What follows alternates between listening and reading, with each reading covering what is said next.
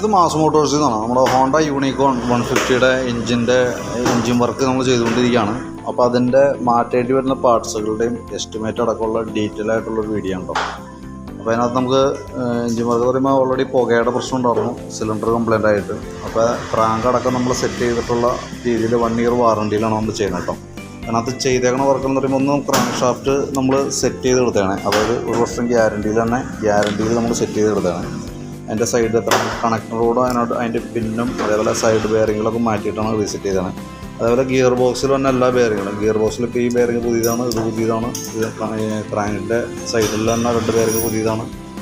പിന്നെ അതേപോലെ നമുക്ക് ലെയ്ത്ത് വർക്ക് വന്നേക്കുന്ന ഐറ്റംസ് എന്ന് പറഞ്ഞാൽ 3 ഐറ്റമാണ്. ഒന്ന് നമുക്ക് ക്രാങ്ക് സെറ്റ് ചെയ്തെടുത്തിട്ടുണ്ട്.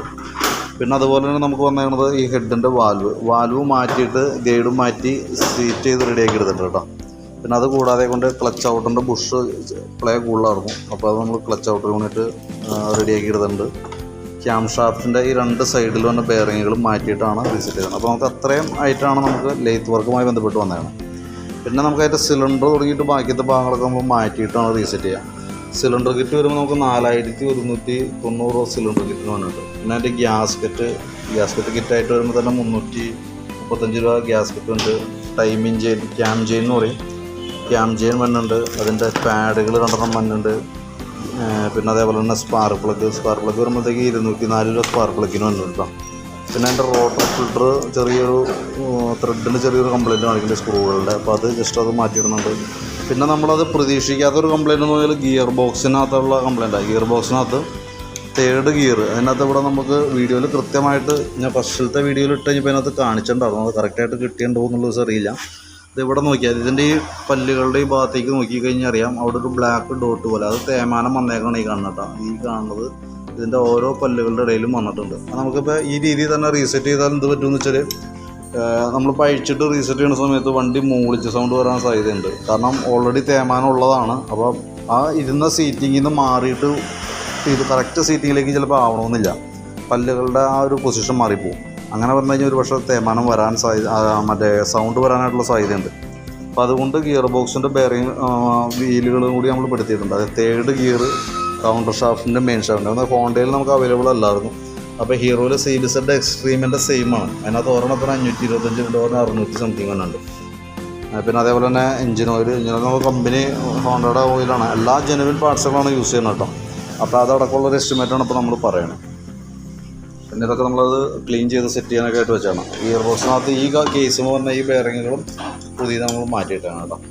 അപ്പോൾ ഞാൻ അതിൻ്റെ ബാക്കിയത്തെ ഒരു എസ്റ്റിമേറ്റും കൂടി പറയാം. അതിൻ്റെ പാർട്സുകൾക്ക് എത്രയാണ് അതിൻ്റെ കോസ്റ്റ് വന്നാൽ അതൊക്കെ വെച്ചിട്ട് അതിൻ്റെ ഡീറ്റെയിൽസ് കൂടിയും പറയാം. പിന്നെ നമുക്കിത് എഞ്ചിൻ്റെ ഭാഗത്ത് തന്നെ വന്ന സെൽഫ് മോട്ടറിൻ്റെ ഭാഗം കൂടി നമ്മളൊന്ന് അയച്ച് സെൽഫ് മോട്ടറും കൂടി കൂട്ടത്തിലൊന്ന് റീസെറ്റ് ചെയ്യുന്നുണ്ട് കേട്ടോ. കാരണം അതിൻ്റെ കാർബണോ കാര്യങ്ങളെന്തെങ്കിലും കംപ്ലയിൻ്റ് ഉണ്ടെങ്കിൽ അത് നമ്മൾ മാറ്റിയിട്ട് കൂട്ടത്തിൽ നമുക്ക് റീസെറ്റ് ചെയ്ത് ആ ലേബറിൽ തന്നെ ഉൾക്കൊള്ളിച്ച് നമുക്ക് ചെയ്തു പോകാം.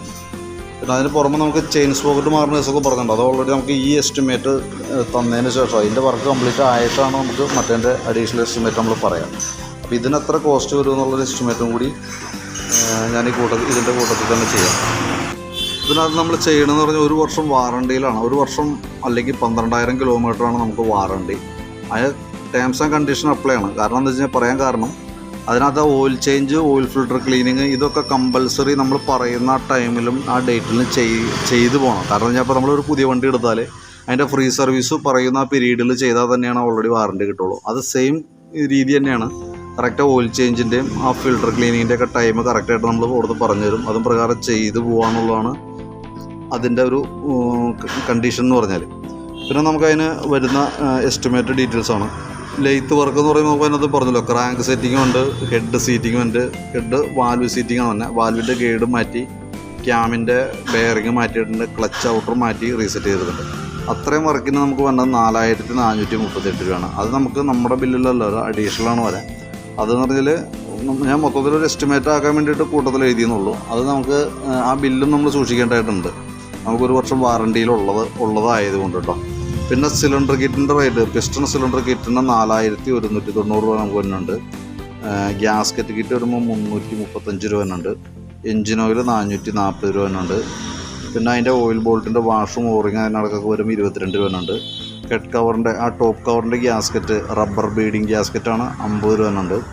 പിന്നെ ടൈമിംഗ് ചെയിൻ്റെ ഒരു ടെൻഷണർ യൂണിറ്റ് ഉണ്ട്, ലിഫ്റ്റർ അസംബ്ലി എന്ന് പറയും, അതിന് 352 രൂപ ഉണ്ട്. ക്യാം ചെയിൻ ടെൻഷണർ അതാണ്. പിന്നെ അതിൻ്റെ ക്യാം ഗൈഡ് എന്ന് പറഞ്ഞിട്ട് അതിൻ്റെ ആ ഒരു പ്ലാസ്റ്റിക്കിൻ്റെ പോലത്തെ 2 ഗൈഡ് ഉണ്ട്. അത് ഒരെണ്ണത്തിന് 27 രൂപ ഉണ്ട്, ഒരെണ്ണം 114 രൂപയാണ് നമുക്ക് അതിൻ്റെ കോസ്റ്റ് വരാം. പിന്നെ സ്പാർക്ക് പ്ലഗ് വരുമ്പോൾ 204 രൂപയാണ് അതിൻ്റെ എമൗണ്ട് വരാം. പിന്നെ ഗിയറിൻ്റെ 525 ടൂർണമെൻറ്റ് ഒരെണ്ണം 628 രൂപ ഉണ്ട്. ഇതെന്ന് വെച്ചാൽ 2 ഒരെണ്ണം ക്യാം ഷാഫ്റ്റിൻ്റെയും ഒരെണ്ണം മെയിൻ ഷാഫ്റ്റിൻ്റെയാണ് കേട്ടോ. അത് 2-3 ഗിയറിൻ്റെ 3ാമത്തെ ഗിയർ വീൽ തന്നെയാണ്. അതിന് ഒരെണ്ണത്തിന് 525 രൂപ, ഒരെണ്ണത്തിന് 628 രൂപ ഉണ്ട്. പിന്നെ ഗിയർ ബോക്സിൻ്റെ ബെയറിങ് 4 എണ്ണത്തിന് കൂടിയിട്ട് 563 രൂപ ഉണ്ട്. ഓയിൽ സീൽ കിറ്റ് 52 രൂപ നമുക്ക് വരുന്നുണ്ട്. ക്യാം ചെയിൻ അതായത് ടൈമിംഗ് ചെയിൻ എന്ന് പറഞ്ഞിട്ട് 360 രൂപ നമുക്ക് കോസ്റ്റ് വരുന്നുണ്ട്. റബ്ബർ മൗണ്ട് എന്ന് പറഞ്ഞിട്ട് 40 രൂപ. റബ്ബർ മൗണ്ട് എന്ന് പറഞ്ഞാൽ ആ ഏറ്റവും ഹെഡിൻ്റെ ടോപ്പ് ഭാഗത്ത് വന്ന 2 ബോൾട്ടുകൾ ടൈറ്റ് ചെയ്യണതിൻ്റെ ഉള്ളിലൊരു ഓയിൽ സീൽ പോലുള്ള റബ്ബറാണ്, അതാണ് ആ റേറ്റ് ഉണ്ട് കേട്ടോ. പിന്നെ കാർബറേറ്റർ നമുക്ക് ക്ലീനർ ഉപയോഗിച്ച് നല്ല രീതിയിൽ ക്ലീൻ ചെയ്യേണ്ടതായിട്ടുണ്ട്, മഫ്ലറും ക്ലീൻ ചെയ്യേണ്ടതായിട്ടുണ്ട്. പിന്നെ നമ്മളൊരു എക്സ്ട്രാ ഒരു 300 രൂപ ആഡ് ചെയ്തിട്ടുണ്ട്. അതിന് കാരണം വെച്ചാൽ എയർ ഫിൽറ്ററിൻ്റെ കണ്ടീഷൻ കൂടി നോക്കിയിട്ട് എയർ ഫിൽറ്റർ മാറ്റേണ്ടി വരും. അപ്പോൾ ഞാൻ ജസ്റ്റ് ഇത് എഞ്ചിനുമായി ബന്ധപ്പെട്ട വർക്ക് ആയതുകൊണ്ട് മാത്രമേ അതിൻ്റെ മാത്രം ഉൾപ്പെടുത്തിയാണ്. ആ എയർ ഫിൽറ്റർ നമുക്ക് ഈ എക്സ്ട്രയിൽ വരും കേട്ടോ. പിന്നെ എൻജിൻ വർക്കിൻ്റെ ലേബർ നമുക്ക് വന്നത് 3000 രൂപയാണ് എൻജിൻ വർക്കിൻ്റെ ലേബർ. അങ്ങനെ മൊത്തത്തിൽ നമ്മൾ ടോട്ടൽ നോക്കുമ്പോൾ 15,925 രൂപ നെറ്റ് വരും നമുക്ക് യൂണിക്കോണിൻ്റെ എൻജിൻ വർക്ക് ചെയ്യാനായിട്ട്. ഇതിനകത്ത് നമ്മൾ ക്ലച്ച് ഡിസ്കും പ്ലേറ്റും നമ്മൾ മാറ്റിയിട്ടില്ല, കാരണം അത് വലിയ പഴക്കമില്ലാത്തതാണ്. നമ്മൾ ഇടയ്ക്ക് മാറ്റിയേക്കണതുകൊണ്ട് അത് ഇതിനകത്ത് ഉൾക്കൊള്ളിച്ചിട്ടില്ല. അതടക്കം വരുന്ന സാധാരണ രീതിയിൽ ഒരു 17 രൂപ 17,900 ആ റേഞ്ചിലൊക്കെ സാധാരണ വരാറുണ്ട്. ഇതിനകത്ത് അഡീഷണൽ വന്നേക്കണമെന്ന് പറഞ്ഞു കഴിഞ്ഞാൽ നമുക്ക് പുറമേ നിന്നും പ്രെഡിക്റ്റ് ചെയ്യാൻ പറ്റാത്ത എമൗണ്ട് എന്ന് പറഞ്ഞത് ഈ 1000 ചില്ലാൻ രൂപയാണ്. അത് ഗിയർ വീലിൻ്റെ എമൗണ്ടാണ് നമുക്ക് അഡീഷണലായിട്ട് വന്നേക്കുന്നത് കേട്ടോ. പിന്നെ ഇതിന് പുറമെയാണ് നമുക്ക് അതിൻ്റെ ചെയിൻ സ്പോക്കറ്റ് കാര്യങ്ങളൊക്കെ മാറ്റുന്ന പറയുന്നുണ്ട്. ചെയിൻ സ്പോക്കറ്റ് കംപ്ലൈൻ്റ് ഉണ്ട്, അതിൻ്റെ വീൽ റബ്ബർ മാറ്റുന്നുണ്ട്, ബാക്ക് ഷോക്ക് അബ്സറിൻ്റെ ബുഷ് പോയി കിടക്കുന്നുണ്ട്. കാരണം അത് നമ്മൾ ഗട്ടർ ചാടുന്ന സമയത്ത് ചെറിയൊരു അടി പോലെ കാണിക്കുന്നുണ്ട്. അപ്പോൾ അതൊന്നും ഇതിനകത്ത് ഉൾക്കൊള്ളിച്ചിട്ടില്ല. ഇതിൻ്റെ ഒരു എസ്റ്റിമേറ്റാണ്, നമ്മൾ എൻജിൻ വർക്കിൻ്റെ ഒരു എസ്റ്റിമേറ്റാണ് നമ്മളിപ്പോൾ പറഞ്ഞത്. അത് നമുക്ക് അഡീഷണലാണ് വരാം. അപ്പോൾ ഞാൻ എൻജിൻ വർക്കിൻ്റെ വർക്ക് കംപ്ലീറ്റ് ആയതിനു ശേഷം നെറ്റ് എമൗണ്ട് പറയാം എത്രയാണെന്നുള്ള കേസ്. ഇത് നമ്മളൊരു അപ്രോക്സിമേറ്റ് നമ്മളിപ്പോൾ ജസ്റ്റ് ഒന്ന് കൂട്ടിയാണ്, വലിയ വേരിയേഷൻസ് വരില്ല. ചെറിയ എന്തെങ്കിലും വ്യത്യാസം കുറവോ ഒരല്പം കൂടുതലോ അങ്ങനെ എന്തെങ്കിലും വന്നെങ്കിലുള്ളൂ. ബാക്കിയത്തെ എല്ലാ ഭാഗങ്ങളും പാർട്സുകളൊക്കെ നമ്മൾ എടുത്തതിന് ശേഷമാണ് ഇപ്പോൾ നമ്മൾ കൂട്ടിയാണ്. അപ്പോൾ അതുകൊണ്ട് തന്നെ വ്യത്യാസം വരാനായിട്ടുള്ള സാധ്യത വളരെ കുറവാണ്. ചെറിയ വേരിയേഷൻസേ വരുള്ളൂ കേട്ടോ. അപ്പോൾ ചെയിൻ സ്പോക്കറ്റ് നമ്മൾ ഇതിനകത്ത് വരുന്നില്ല എന്ന് ഇതിനകത്ത് നോട്ട് ചെയ്തിട്ടുണ്ട്. അപ്പോൾ ഇത് ജസ്റ്റ് വീഡിയോ ഒന്ന് ഫുള്ളായിട്ട് കാണാം. അതിൻ്റെ ശേഷം എസ്റ്റിമേറ്റ് എമൗണ്ടിൻ്റെ ഡീറ്റെയിൽസും കൂടിയൊക്കെ നോക്കിയിട്ട് ഒന്ന് അപ്രൂവൽ തരാം. അതനുസരിച്ചിട്ട് വേണം നമുക്ക് ബാക്കിയത്തെ വർക്ക് കംപ്ലീറ്റ് ചെയ്യാനായിട്ട്. ഓക്കെ.